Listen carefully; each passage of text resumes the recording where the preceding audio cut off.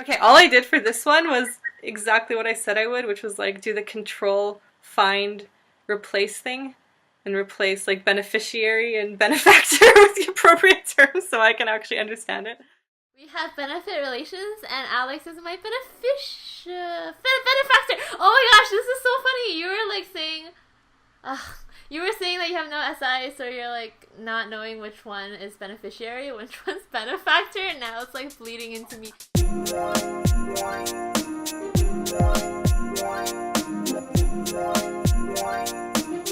guys, welcome to another episode of INTJ and INFP Coffee. Today we're like living up to our namesake because we're gonna talk about our relationship.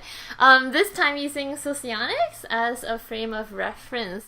This one is exciting because neither of us have got that into socionics until you guys kind of started commenting certain things and sending us links. So to make this video relevant to you, just look at a socionics chart, which I guess we'll link in the description, and find out who is your benefactor and who is your beneficiary.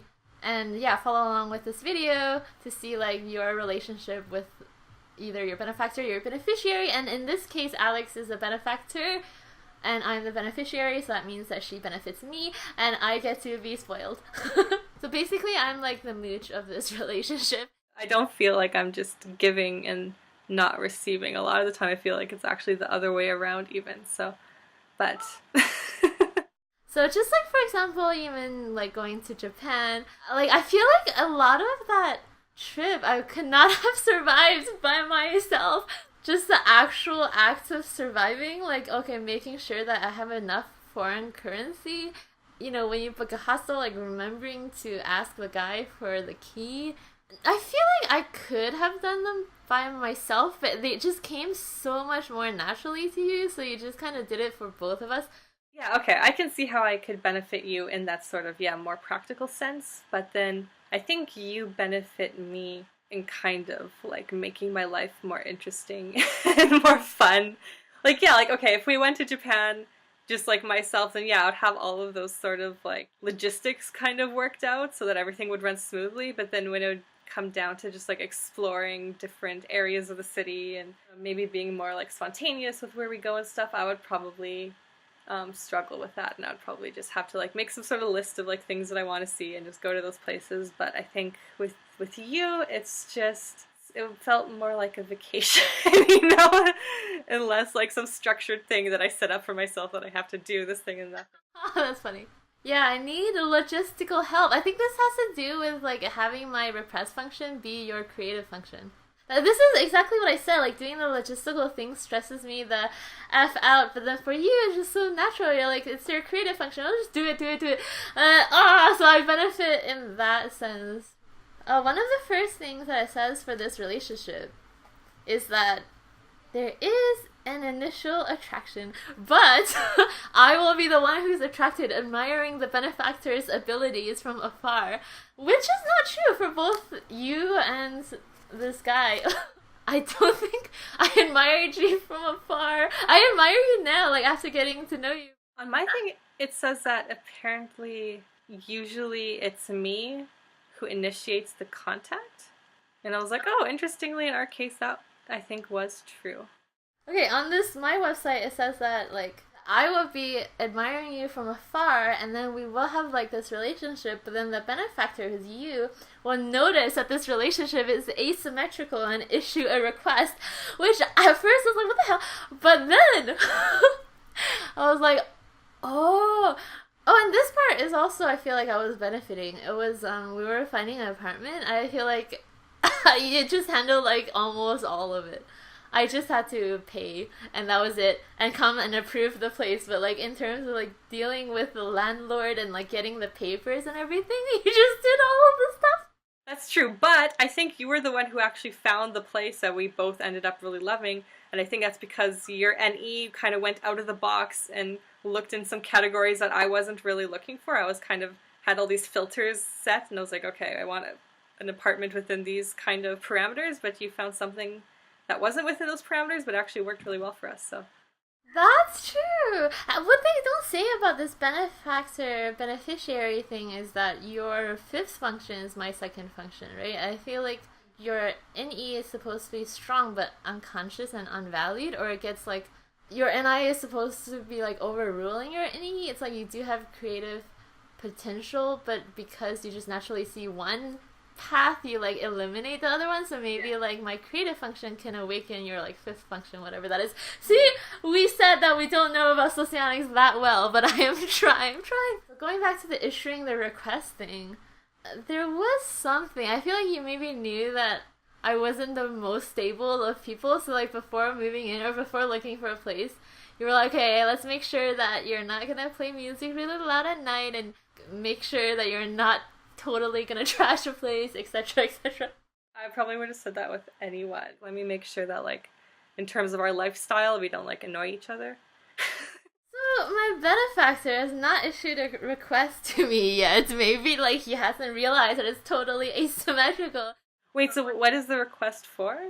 It's almost like an ultimatum. It's just that the benefactor notices that they're providing so much value in the relationship and the other person isn't, so they will, like, basically request that the beneficiary do something. And then it says that the beneficiary will resent that the benefactor is trying to control his or her behavior. I don't know, yeah, I don't feel like, have I ever made any requests to you to, like, to benefit me more? I don't think so. Nor do I feel like it's an uneven relationship. Maybe that'll be like a milestone in the future. When like one day Alex will be like, Calypso, you're not holding up your end of the bargain here. Hasn't happened yet, guys.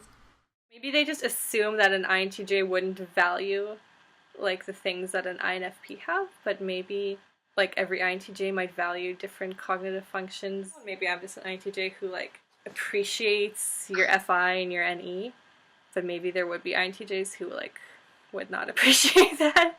Real talk now. I feel like which INTJ doesn't like FI? Definitely the INTJ guy that I know. I think he was initially like FI. No, yeah.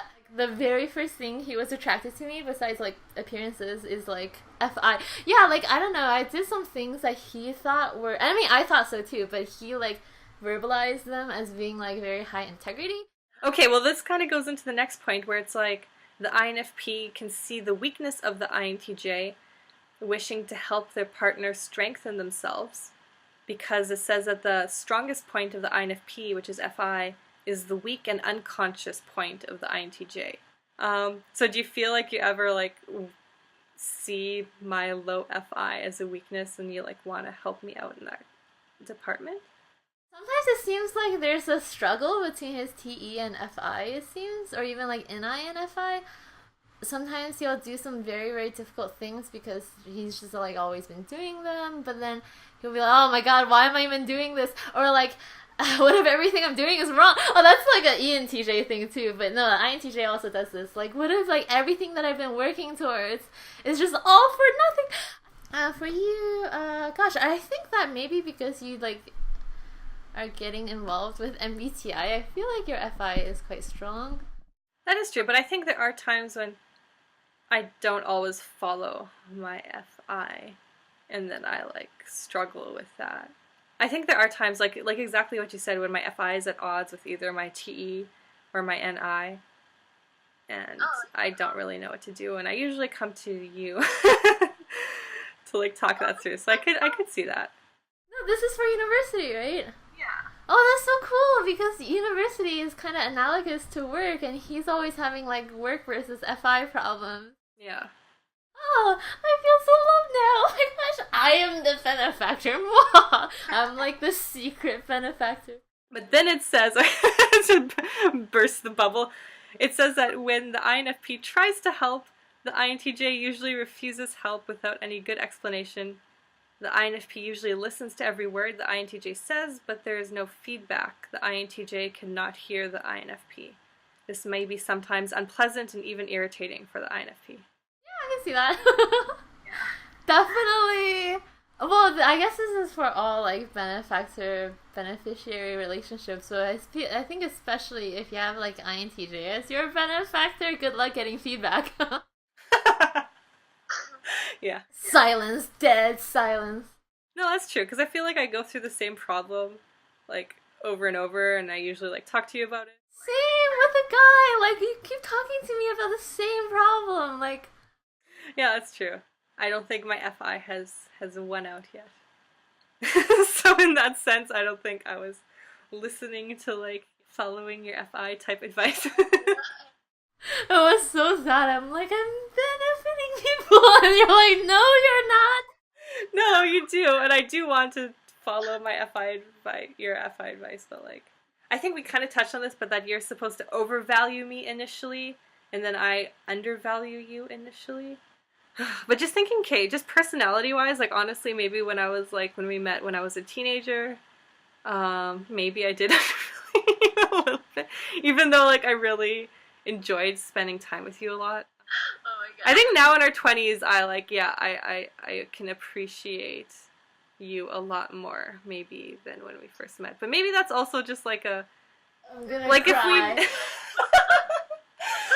but if we met like in our 20s, then I'm not sure if that would necessarily be the case. I think that was just like me being like a very judgmental teenage INTJ, and I probably like undervalued like almost everybody, to be honest.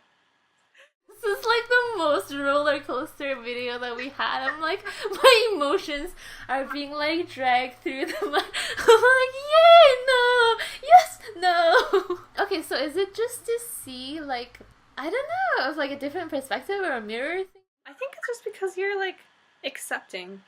Yeah, I don't think you'll necessarily like want to just like give me advice and like try to make me do what like you think is the right thing. You'll just like hear me out and kind of follow through my own process and kind of like help me analyze it a bit. And yeah, so I guess it's more like, yeah, it's like absence of like TE or FE, where someone would be like, oh, this is the thing that you have to do. I guess it's just that accepting function within myself, but like you have better use of it, so you can kind of mirror that side of me, I guess. It says the beneficiary, who is me. I keep saying that for the benefit of you and the audience. So I'm supposed to like want praise from you, and if I don't get enough praise from you, I get pissed off and leave. And I think that, I don't know, this might actually be kind of true, because not that I'm gonna leave, but I feel like when you give me praise for things, it means like a lot more than most other people, which definitely is like a benefactor or supervisor thing. I feel like I'm saying things about my TE. Yeah, it's always my TE. I feel like I'm doing and saying TE things or demonstrating my proper use of TE to get praise from this guy. Like, I don't know why it's just not enough that he says I'm pretty and stuff. I'm always like, I did. It's like a little kid and a parent. Like, I would come to him and be like, I did this today, or I got hired for this job. And I would like wait for him to be like, oh, that's so good, or like, good job. I really, really want him to recognize that I can actually do some TE career things. And Makes sense. Do I give you enough praise? Or is that something you want from like our friendship? but I think you do give me praise, which is very satisfying. Okay, that's good. When other people like praise me, it's fine. But I don't know why, like when your praise just is like, oh yes! Even like with our YouTube thing, when you're like, oh, I really like that video, I'm like, yay! Yeah, that makes sense. I could totally see how I'm kind of self-conscious about my low SE. So if like an SP was like, hey, good job for doing this SE thing, I would be like, oh, yeah, because I think my benefactor or whatever would be like ISTP or something. And so I could totally see that, where if they were like, oh, good job, you like, I don't know, went through that social situation without like stalling, or and you were just quick on your feet or something like that, I would probably be like, oh, wow, yay, my SE. ISTPs are so precise, right? So I can kind of see that. Like, if you take the mechanic stereotype and just being like so precisely making or doing something that every aspect of it is correct, I could see how, I don't know, an INTJ would find satisfaction in accomplishing such endeavor. Yeah, for sure. Well, thank you for watching, and hopefully this illuminated your benefit relations with like the two other types. If you're an INFP or INTJ, let us know if you agree with this kind of socionics classification. And if you're not, let us know what your benefactor beneficiary is, and if you kind of experience similar things. Okay, so this is something that we're planning to do for all of the types, or I think at least for all of the relationship categories, like benefit quasi-identical, illusionary, blah blah blah. Yeah, thanks for watching. If you haven't subscribed, we post videos 3 times a week, and please consider checking out our Patreon. Thanks so much, guys.